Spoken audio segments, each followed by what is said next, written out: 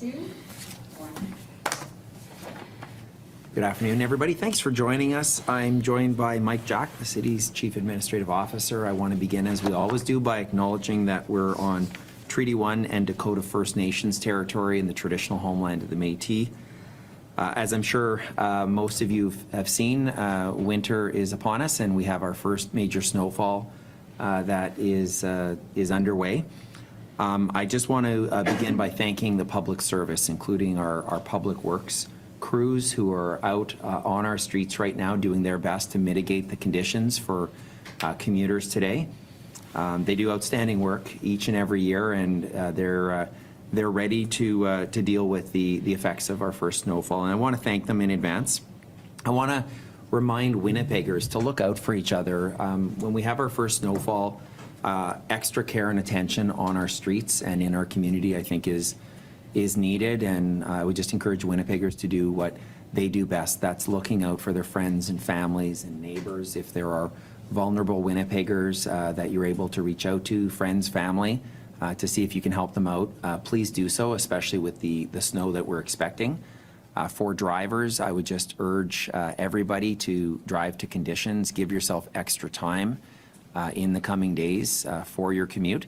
Winnipeg Transit is an option if you don't want to elect to drive at any time of the year, but certainly during conditions like we're having.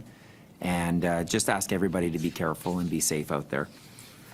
We're going to provide you with an update on some COVID matters, and then we'll both be available to answer your questions on that. And then I can remain a little bit longer if there's additional questions that are non-COVID related.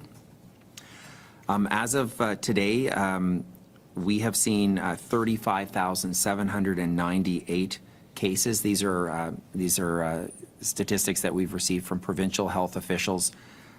Sadly, we've lost 824 of our residents. We currently have 143 residents in hospital, 28 in our ICUs as of today. Manitoba's test positivity rate is 6.2%, which is up from 4.9% last week. Winnipeg's test positivity rate is much lower, currently at 2.7%.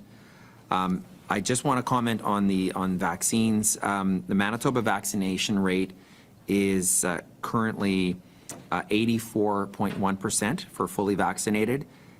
Winnipeg's is higher, which I'm grateful for, of 89.2%.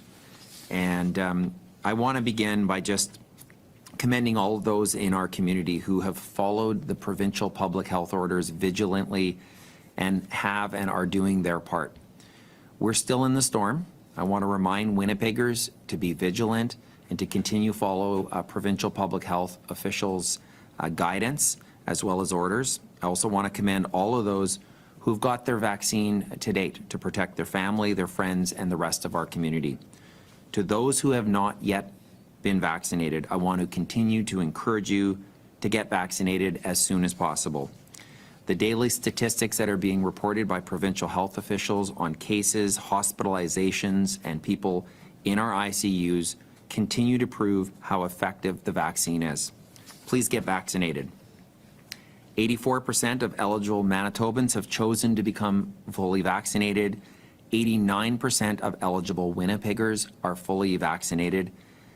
And when frontline city employees who have ongoing contact with vulnerable residents were asked to do their part, I'm very happy to report that as of today, 94% are helping the City of Winnipeg lead by example and have been fully vaccinated.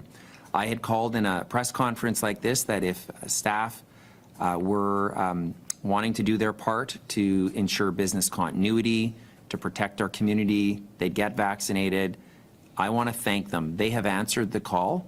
They've stepped up, and 94% of those that we are mandating vaccines having received their 2 doses is great news. And I want to thank members of our public service who've done the right thing and have done their part. They're helping our community weather this COVID storm.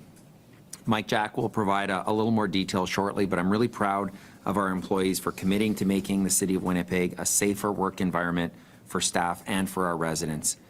As I mentioned, Mike Jack will also be providing a little more detail on upcoming changes to 11 of the city's arenas to address some of the challenges that permit holders are having right now. Access to ice is certainly a staple of life in Winnipeg, especially for our children, my children included. A lot of my evenings in recent days have been in city rinks, and we're fortunate that the vaccines have provided us with a path to continue to enjoy this important amenity for so many children in our community. I want to begin just by thanking all those organizations and the volunteers who have been supporting our community's efforts to protect our most vulnerable, including children who are not yet able to be vaccinated, by helping to confirm proof of vaccination as a requirement by permit holders. Those volunteers have stepped up, and I want to thank them. These are busy hockey parents. Most of them have day jobs. They're shuttling children to and from activities like my wife Tracy and I are doing, and so many have stepped up to do their part to help our community deal with the provincial public health orders. And I want to just begin by thanking them. We need them to continue to do their part. And while it's come to the attention of the city that some permit holders haven't been able to meet their commitments, I'm thankful that the City of Winnipeg's public service has found a way to step in to ensure access to indoor ice can continue while ensuring adherence to the provincial public health orders.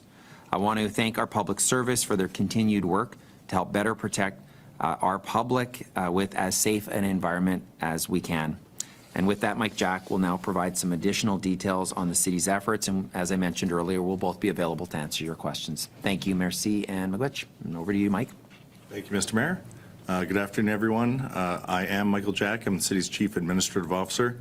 As the Mayor has mentioned, I am here to provide you an update on the status of the city's vaccine program and 2 new initiatives we're launching as part of our continued commitment to protecting the health and safety of our residents and employees. So regarding our vaccination program, to date, as the Mayor has mentioned, approximately 94% of our designated employees have provided proof of being fully vaccinated. That means less than 350 staff will be subject to regular COVID-19 testing prior to reporting to work.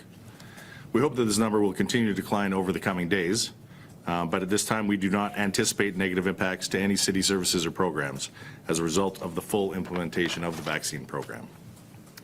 Regarding some coming changes to the City Hall building, we can advise that beginning this Monday, everyone entering the City Hall Council building will be required to provide proof of vaccination and corresponding photo ID.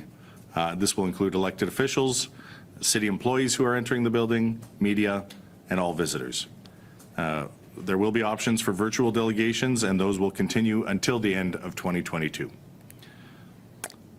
Now, turning to the other topic Mayor Bowman has mentioned concerning city-owned and operated arenas.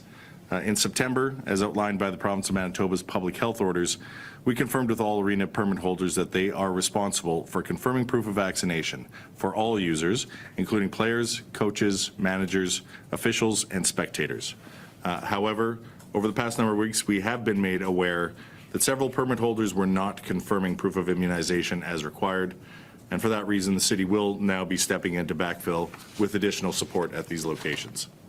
So effective Friday, November 12th, the city will be providing screening at all 11 city-owned and operated arenas during peak hours.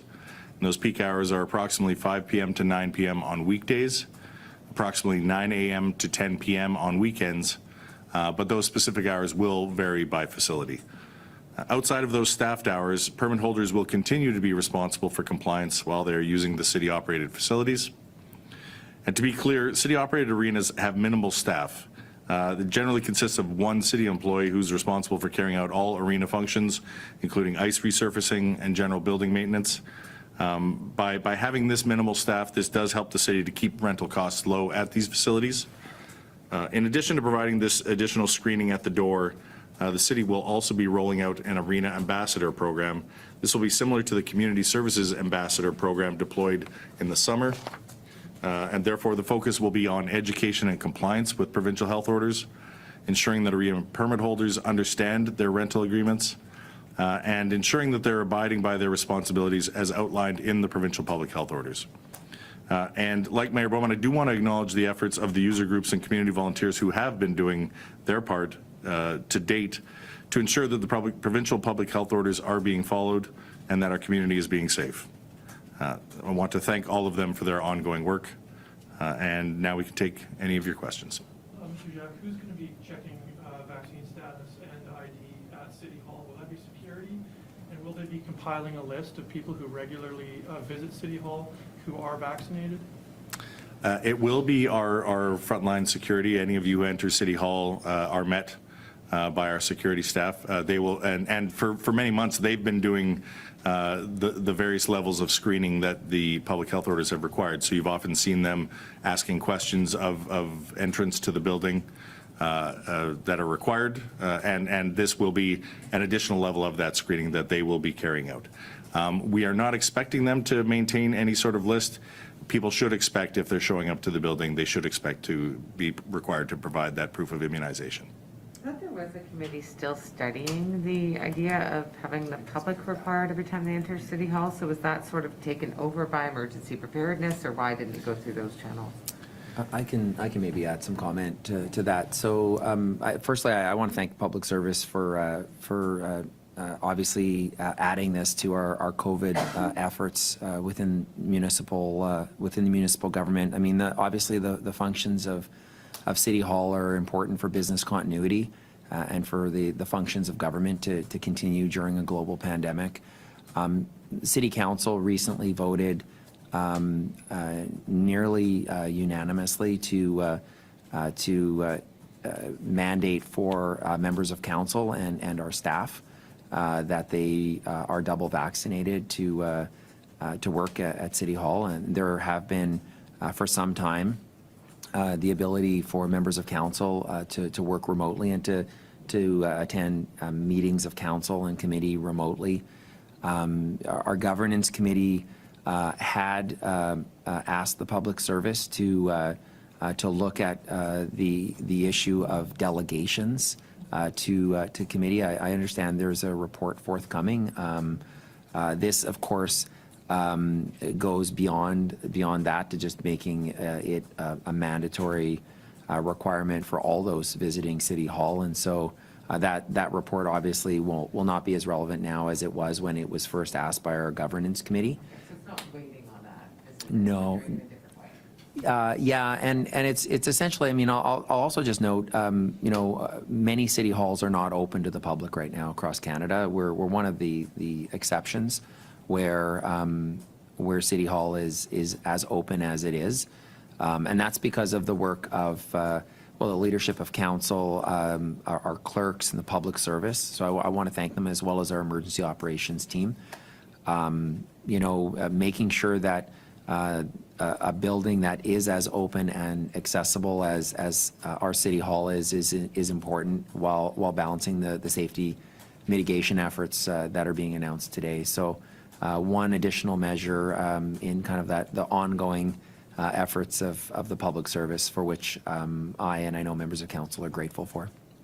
And when we look at the province announcing that it's expanding third doses to all adults today, will the city make a third dose mandatory, or is this considered optional at this point? I mean, we're looking at everyone entering the building and council members and but many city staff now. So is it? I can maybe just start by saying, I mean, this is great news that all adults will be eligible to receive their booster shot. I'll be getting mine after the 6-month period that the public health officials are recommending that you wait to get your booster shot, your third dose.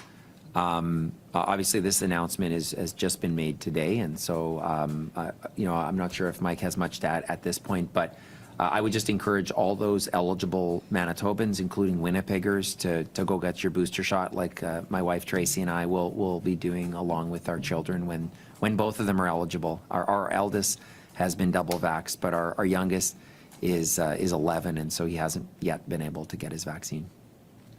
And could you elaborate? Like, is there any thought to where third dose fits in? Will people have to have third dose to be considered fully vaxxed, or are we sticking with 2 for now? Yeah, I can't give you anything definitive today. I can confirm for you that our team is obviously looking at that very closely. They expected something like this might be coming down, so they've been preparing for that. We deliberately crafted not only the administrative standard that applies to our employees, but even this order that will apply to this building We've communicated very clearly every time we've issued them that they are subject to change based upon changing public health orders, changing science, changing developments. And so it's just this type of change that we're now going to have to immediately review and then revise accordingly. Okay, but for now. Can I jump in? Yeah, sorry, I just want to finish this thought. For now, there's no change. Today, as of today, No, they we're- have their 2 doses, they've provided the proof to the city, those folks are still considered. That's correct, yeah, as Okay, of today, for and sure. you'll assess the future. Okay. That's right. Sorry, Jeff. I know that's Jeff. okay, yeah, good to finish that off. Just on the arenas, who's going to work at the door? How many staff will that require? Where's the money coming from? If you could explain that. Sure. So in the interest of rolling this out very quickly, and as I indicated, you'll expect to see some staff in arenas as early as this Friday, November 12th. We are going to be using contract employees for that screening function. We are anticipating no longer needing to be relying upon contract employees by the end of the calendar year, at which point we hope to have sufficiently resourced up our complement of employees within the municipal accommodations division here at the city. And so it'll be a bit of a hybrid and a bit of a transition rolled out in the interest of getting a change on the ground immediately. And Jeff, if I can just add to that, I mean, that's why I did want to make special mention of the hockey parents who are stepping up. I mean, this is part of our civic duty to try to help our community weather the storm, and also to help ensure that our children in particular are able to participate in Canada's game, and so as well as other sports that utilize our city-owned and operated arenas. And so those volunteers, I've seen them myself. They're doing great work. I want to just thank them, and we're going to need to continue to work collaboratively as a community right now to ensure that we're all doing our part. This is an additional measure to really fill a gap that we've been alerted to in some of our hockey rinks. And so I want to thank the public service. We all just need to do our part, and those volunteers are doing amazing work right now. And I, for one, as not only the mayor but a hockey dad, are really grateful for the volunteer of hockey parents who are by and large stepping up and doing the right thing. And I know they're busy. At the end of a long day, sometimes you know, it's not perhaps what everybody wants to do, but they're stepping up, and I just want to thank them for doing so. How much will it cost? We're still working out those numbers now, and we could probably provide you figures soon. We're going to see exactly how quickly we have all arenas staffed up. It will be, yeah, I think we'd be better off, Jeff, getting you a more precise figure. We can probably get that to you today, at least what is estimated or anticipated. Okay, you both characterized this as a gap and that help is required, but Councillor Rowland's called this an oversight. Just like a pool or a gym, I wouldn't be expected to make sure that somebody, if I brought a group into a pool or a gym, that it would be up to us to make sure that we're vaccinated. Was this an oversight on the city's part, treating arenas differently? Yeah, maybe I'll go first, Jeff. Yeah, I wouldn't characterize it as an oversight. You know, we offer different services at different buildings at different times for different reasons. And so when you look at a pool or a library, those are staffed. By a number of city employees. If you think of something like the Pan Am pool, I mean, there are even people there at the door performing various functions. And so at facilities like that, it was much more realistic to be able to absorb the screening function. At arenas, the service we offer is really the building itself. And so at city-owned and operated arenas, it really is a building and one arena attendant. And so in practical terms, within the existing complement, within the existing budget, there simply wasn't anyone available to then be providing that additional service. So I wouldn't characterize it as an oversight. I'll just say our committee chair has been having collaborative discussions with our CAO as well as myself and other members of council about this matter. I want to thank her for her efforts. She certainly communicated what she's been hearing and seeing herself. I think she's a hockey mom as well, but certainly, you know, I've witnessed some of the gaps, and so we're all collectively just trying to fill that gap where where some of the permit holders haven't been able to deliver those volunteers. And so I'm really appreciative that public service is stepping up to help fill that gap, and just continue to thank those volunteers who we're going to need going forwards to help as we've all got our part to do. And this is something in addition the public service is willing to do right now, which I think will help.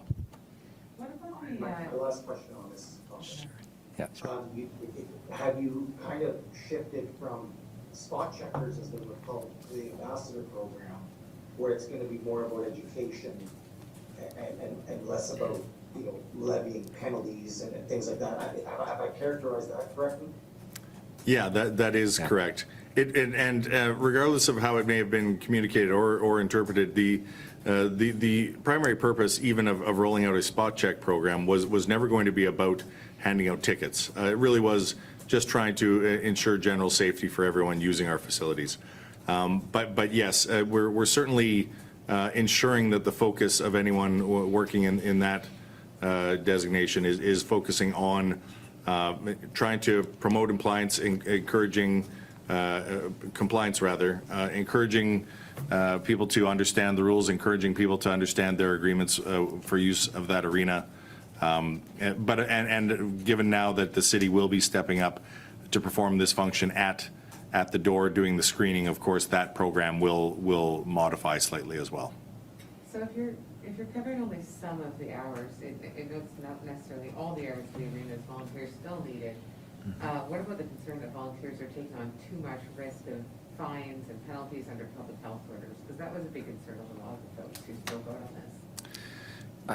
Maybe if I can just add, I mean, the approach that the city is taking is one to try to work collaboratively with permit holders. And so that's why the new ambassador program is intended to just work collaboratively with all those whose efforts we need to continue to rely upon, and also stepping up with city resources during those peak hours when, in particular, children, many of whom are unvaccinated because they're not eligible yet, are participating in recreation in the city-owned and operated arenas. And so you're right, Joanne, to point out that you know, the efforts of volunteers are still going to be required, and we're obviously incredibly grateful for the efforts of volunteers. But there was a gap that we recognized was occurring, and so the city's stepping up to backfill that gap. But the question was actually about the risk that they are concerned about having for enforcing this. Is there anything the city can do? I mean, you're lowering it, I guess, if you're going to have some staff doing some of these checks, but not all of them. So is there anything the city can do to address that concern beyond this? It seems like it would still be in place for when they're responsible for the checks. You know, there will still be some user groups that we are expecting to do as they've been doing. We've got a lot of good feedback that some groups figured it out early, resourced for it properly, and have been carrying out the function effectively. We have no interest in handing out tickets for someone who is attempting to operate within the confines of the public health orders. If there were some who were deliberately choosing not to comply out of outright defiance, or because they don't agree with the public health orders or some other reason, those may be the kind of situations where we'd have to discuss enforcement. But user groups, teams, volunteers who are in good faith trying to do this job properly, they're not our focus. I'd also just, I should also just thank all of the hockey parents who are going out of their way to support the efforts of those checking at the doors. So, you know, and especially in the case of volunteers, these are hockey parents just trying to help out. And you know, what I've seen is parents being courteous and grateful for their efforts. Let's continue to do so. That's something that we need to do throughout our community, is just you know, make sure that we're showing the appreciation and kindness that Winnipeggers are known for. When you're being asked to do something, you know, at the door of an arena that you haven't historically needed to do, you know, which is the same as going to, you know, bars and restaurants and other venues right now. So, you know, I think just people need to show that appreciation, and you know, I want to thank everybody that's been doing that. So the release mentions there limited staff right now is in place at arenas to keep costs low for the rental rates. Is any of the city's cost for this program going to be passed on to those using the arenas? No, not directly, and certainly not for this season. This is the city is going to have to find its own way through its own budget process to provide these additional resources for this season. And there's another thing in the release, and you sort of alluded to it here a couple times as well, mentioning that there were violations at some arenas. I guess this is when the city went and audited or did spot checks or what have you. Was that happening pretty often, and was it just a matter of challenge of getting volunteers to do this, or do we have any context on that? You know, Mayor Bowman the feedback I was getting was really much more anecdotal, so I can't give you a clear idea of how frequently it was happening. You know, again, at city-run arenas, we were not providing that frontline screening, so therefore we didn't have anyone in place, you know, making those accurate observations and trying to track exactly how much it was happening. Much of the commentary we were getting back were from parents and from, you know, folks associated with other teams who noticed that it wasn't happening, and that kind of anecdotal feedback was very frequent over the last number of weeks. If I can keep going, I guess, getting back to the city employees, you said they're going to be testing 350 employees frequently for COVID-19. I'm guessing this would be similar to the province's system, like 3 times a week? That sort of strategy? That's right. We are providing them with a certain batch of kits. They will be expected, they'll be instructed on how to use them. They'll be instructed when to use them. We have an app and some other communication protocols in place that will ensure that they are providing the results in a timely way to maintain their status in that program. And will any of the city employees have to be transferred or put on leave without pay due to vaccination status? We're still, you know, optimistic about what we're going to see as of Monday, November the 15th. So we will know more next week. But yeah, we're hopeful we're able to keep that relatively low. I think as we've been pretty consistent with, we've never guaranteed the ability to redeploy. Those are always limited opportunities at best. So really we're hoping that any stragglers still waiting to get into compliance are able to do so, you know, this week. Okay. Not expecting it, I guess? Or you said keep it relatively low. We don't have a number, we don't have a ballpark. In terms of redeployments? In terms of the number who would be transferred or put on leave without pay, yeah. Right, we're not there yet. Yeah, we will obviously have better data next week. I have to thank Mike Jack, Jay Shaw, our entire team, you know, only having 6% of the category of staff that are being required to have their vaccines or undertake testing is really great news to hear. 94%, you know, it's very positive. Hopefully that number will continue to increase, but in terms of business continuity, that was a real concern. Obviously, when I know many of you had asked questions about that, understandably, when this was announced, is whether or not city services could potentially be compromised by this.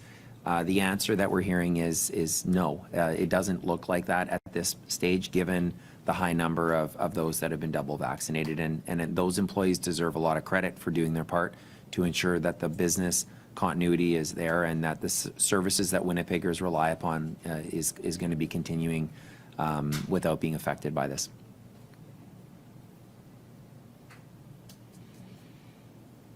Okay, if there are no... I have another question on another topic. I'm trying to roll up the change with it. Is it COVID related, Jeff? No, it's not, sorry. Okay, if it's not COVID related, we'll bid adieu to Mike Jack, and I can stay if you have questions for me, or if they're difficult questions, we can have Mike Jack remain and have him answer them. But thanks very much. Okay, thank you. Okay.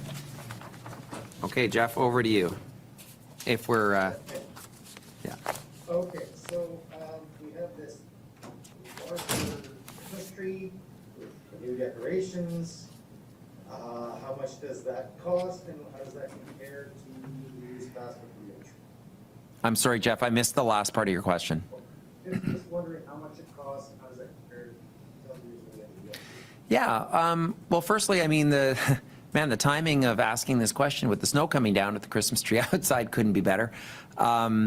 Yeah, you know what? Historically, the City of Winnipeg has spent about $25,000 a year to cut down a pristine and large, healthy tree in the City of Winnipeg and to transport it temporarily to the city, to City Hall. And so, you know, we made a change 3 years ago, immediately afterwards of that October storm. And those investments, the initial investment was about $40,000 to purchase an artificial tree that is intended to be available for at least 15 years. Hopefully, you know, as good Winnipeggers, we'll get a lot more life out of the tree than 15 years. It was always purchased with the intent that it was modular, so it could have additions added to it. And that's what we've done this year. I know when we first installed it in 2019, we actually received criticism that it was too small. And so this year, you know, I've made dollars available out of my office budget for this investment, much like previous generations have stepped up for the beautiful Christmas lights that are on Portage in Maine, and something that we continue to appreciate each and every year. The investments this year, I'll give you the breakdown if you want them, Jeff, but we added 28 feet this year. It's a much larger, and there's more tree because it's the bottom part of the tree. And so sorry, 22-foot extension on top of 28 feet was $151,000. The decorations are about $82,000, and there's a new tree stand and pad that had to be built. So if you saw the interlocking brick, they had to build a bigger pad. That's about $25,000. So over a 3-year period, it's just under $300,000. So if you let's round up and say it's $300,000, let's round down on the number of years that we should have it to just the bare minimum, which is 15. It works out to be about $20,000 a year over the lifespan of it. So I like it because it saves money in the long run. I think it's more beautiful, and it's more of an iconic Christmas tree that we had before. And during a time when we are trying to plant 1 million trees in our community, we're not going out and chopping down a beautiful tree in our community each and every year. So there'll be at least 15 trees that will be saved, and these are the biggest, most spectacular trees in our community. It'll save money, it's more beautiful, and we're already seeing, you know, we haven't even lit it yet, and we're seeing daily people come down and take photos. And it's nice that if ever there were a year for a little more light and joy during the holiday season, this would be it. We weren't able to bring our community together physically last year because of the pandemic. And next Thursday, Winnipeggers are invited, if you're double vaxxed, to come down and participate in the Christmas tree lighting. And hopefully we can share a little more light and a little more joy than we would otherwise be able to do during a pandemic. Thank you. No problem. Homes for Heroes, it sounds Yeah. like potentially they might give up in terms of trying to establish a tiny home community for veterans. Apparently Brandon has offered free land to them. So just, you know, what's your take on the situation? Well, I understand this is being, I think this is being considered by the PP&D committee as we speak. And so I'm grateful for the committee members to consider this matter. I'm looking forward to hearing the outcome of the committee. I think it sounds like a really positive initiative, and so I've been looking forward to seeing this proceed to Executive Policy Committee in due course. If and when it does, then, you know, I'll obviously look at it in greater detail. But I want to thank the committee members as well as those that are, you know, the intent of the initiative is extremely admirable. And I do want to take a moment to just acknowledge this is Veterans Week. We had National Indigenous Veterans Day earlier this week, and then of course tomorrow is Remembrance Day. And just encourage all Winnipeggers to take a moment to either attend virtually or at least just pause for a moment tomorrow morning and throughout the year to remember those that have given so much to the freedoms that we all enjoy today. So why has it taken 3 years just to get to the point now where we're just willing to continue to look at it, when other jurisdictions in Canada are opening the door for this organization. Why is my perception at least is that Winnipeg is lagging behind. That may or may not be true. So why is that? Well, I can speak to it when it comes to our committee. I'm not on the PP&D committee. They're looking at this matter right now. I can't speak to the timing of the request that came forward from the proponents, but I'm hopeful that it will proceed, and I'll be able to demonstrate my support in due course. But it's difficult to get into more detail when I know that it's before the committee, literally as we speak right now, James. Thank you. Yeah, no problem. Poverty reduction strategy is out today. Will you support it at EPC? Yeah, I plan to. It's look, we've been doing a lot of work to deal with some of the underlying issues that are contained in the report. I'm going to be looking through it in a lot more detail before it comes and is considered by EPC next week. But yeah, I mean, there's a role for all levels of government. Of course, social services, housing, healthcare, these are matters within the jurisdiction of the province of Manitoba, but there is a role for all levels of government to ensure we're building a healthier community for our residents. So I'll be sinking my teeth into that report in greater detail between now and the committee, Joanne, and I'll likely have more to say once I've had an opportunity to do that. I know we had requested the public service come back and provide options for council, and that's what they've done. I spoke to a few folks who believe it's a good first step, but they're disappointed, saying it fell short by avoiding things that would cost the city money, like a sliding scale, low-income bus pass, and dedicated staff to support affordable housing. Why couldn't the city sort of make investments and go further with this? Well, the request, to be fair to the public service, the request was to provide recommendations within existing resources, and that's what they've done. And so the public service has responded to the request that was made of them by elected officials. The City of Winnipeg in recent years, I mean, you mentioned the low-income bus pass. I mean, that is something that we are proceeding with. We've recently voted on a living wage for all of our employees, in addition to many other initiatives that are intended to help those families in our community that are, that need some extra support. So, I don't expect this report to be the last discussion on poverty in our community. I think those discussions are going to continue. And, we'll look at this report, but we'll also see what we can do going forward. And so, and I think, like I said before, I mean, I think there's a role for, when you're talking about poverty, you're talking in many cases about some of the issues that I've talked about. These are primarily matters of provincial jurisdiction, but there's still a role for the municipal government to play. And we're trying to do what we can within a balanced budget, which is, we're the only level of government that actually balances our budgets within a debt ceiling. Again, only level of government that has a debt ceiling, and a level of government that, strictly speaking, isn't responsible for social services, housing, healthcare, but we do have a role to play, and we're trying to do what we can within the resources and jurisdiction of a municipal government.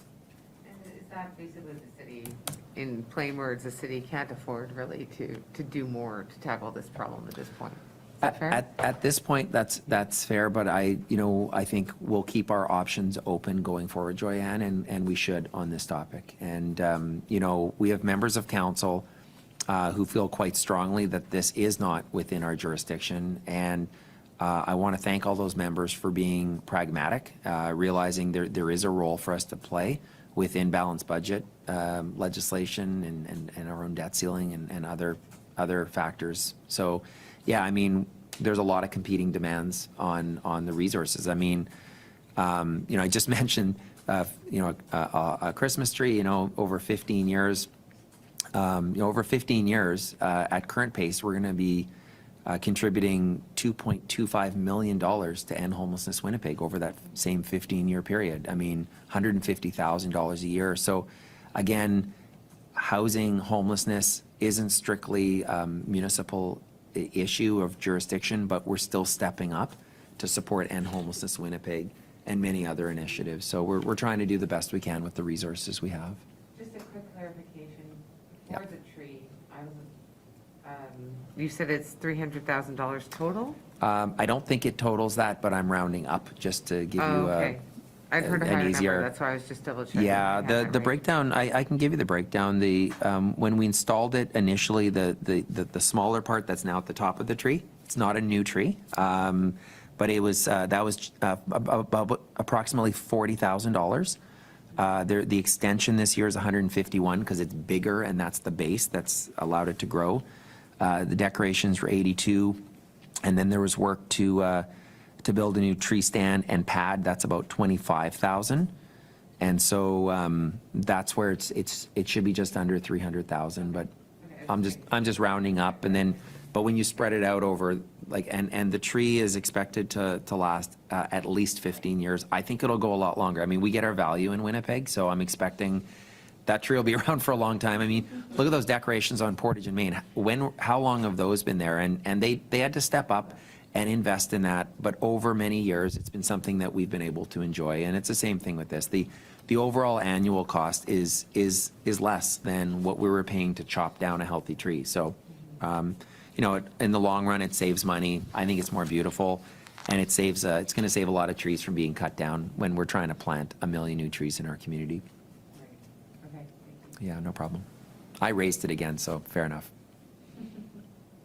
Okay, are you guys good otherwise? Jeff, are you good? I am. Okay, sounds good. Okay, have a good afternoon, everybody. right, Thank you. thank you. Yeah, thanks. Have you guys been outside yet? No, we are in the windowless. Yeah, I was at